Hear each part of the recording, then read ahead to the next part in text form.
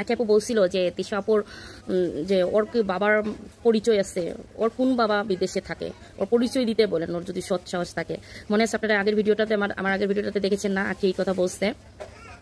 তো দেখেন এখন হলো এই তিশার বাবা আসছে বিদেশ থেকে। এখন এই তিশার বাবা এটা আসলেই তিশার বাবা না ভাই রে ভাই। তাহলে কি ওরা পুরো ফ্যামিলি এরকম 4টা 5টা করে বিয়ে, এখান থেকে ওইখানে ওইখান থেকে ওইখানে, এগুলো এটাই কি ওদের লাইফ নাকি? এটা কেমন ফ্যামিলি এদের? তো এখন তারাই বলতেছে যে এটা ওর বাবা না, এর মানে ওর ভাইয়ের মানে ওর ভাই ওরা এক বাবা মায়ের না, আমার মা একটা বাবা দুইটা। ওনাকে নাকি ছোটবেলা থেকে তিশাকে পালা হয়েছে, এই লোকটা নাকি তিশা আপুকে পালছে। তো এখন তো তাহলে তো আখির আপুর কথাই ঠিক হইলো। তো এখন এদের পুরো ফ্যামিলিটাই এই টাইপের, মানে সবাই এভরিথিং, মানে এরা তারপরেও এইভাবে পাবলিক প্লেসে কেন এইভাবে পরিচয়গুলো দেয়, আবার এগুলো প্রকাশ করে আবার যখন মানুষ কথা বলে তখন ওদেরকে গায়ে লাগে, আবার হলো তারা মামলার হুমকি দেয়, তারপরে তাদের সাথে খারাপ বিহেভ করে, তাদের নিয়ে ভিডিও বানায়। আমার কথা হলো খালাম্মারা, আন্টিরা, কচি কচি আপারা 4টা 5টা করে ছেড়ে আসতেছেন, আপনাদের মা বাবা সবারই আলাদা আলাদা করে 1000টা পাস্ট আছে, এগুলো আপনারা পাবলিক প্লেসে তুলেও ধরবেন। আবার হলো আপনারা নিয়ে কেউ কথা বললে তাদেরকে আপনারা বাস দিবেন, আপনারা ফেরেশতা। এটা কোন ধরনের কথা আপু? তাহলে ওনার বাবাকে, তার মানে ওনার মার ওই বাবা চাইলে দিয়ে এটাকে হাতে করে নিয়ে এসে এই লোকের কাছে বিয়ে বসছে।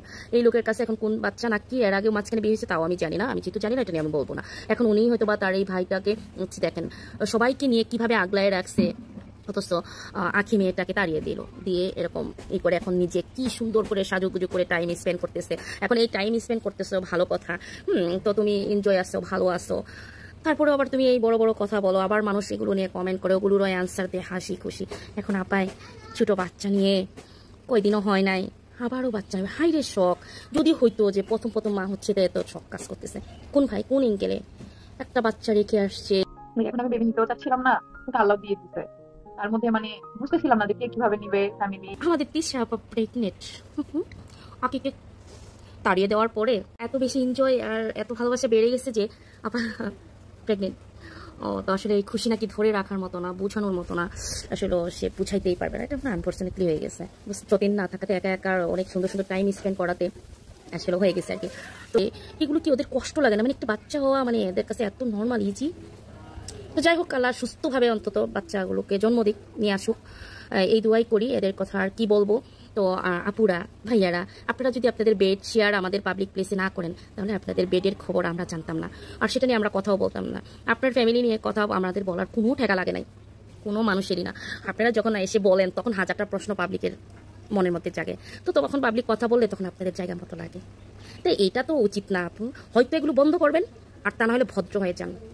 আর কত এই মানে একটা সম্পর্ক এগুলো আপনারা একের পর এক প্রমোশন করে যাচ্ছেন, তুলেই ধরতেছেন। আপনাদের কাছে একটা নর্মাল প্রত্যেকটার জীবন আপনাদের এরকম, এর বাপ নাই, ওর মা নাই, ওর কাছে কারেন্ট এসে এর কাছে বিয়ে বসছে, ওর থেকে ও এখানে আসছে, ওর থেকে ওইখানে গেছে, ওকে আবার এই শখ করে 14টা বিয়ে করেছে, স্বামীকে নিয়ে সতীন নিয়ে থাকে, আবার সতীনকে লাথি মারে ফেলে দিয়ে আপনারা আবার বাচ্চা জন্ম দেবেন। আবার এখানে মানে আপনাদের কি খালি জন্মই দিতে মন চায় কেন?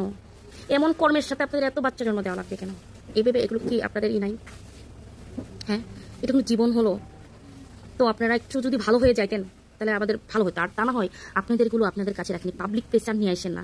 তা না হয় হয়তো বা সবাইকে আপনারা যে ভয় দেখাচ্ছেন, যে ধরনের দেখাইতে চাইতেছেন, সেটা আবার আপনাদের মাঝেই না পড়ে যায়, আপনারাই না শিক্ষা পান।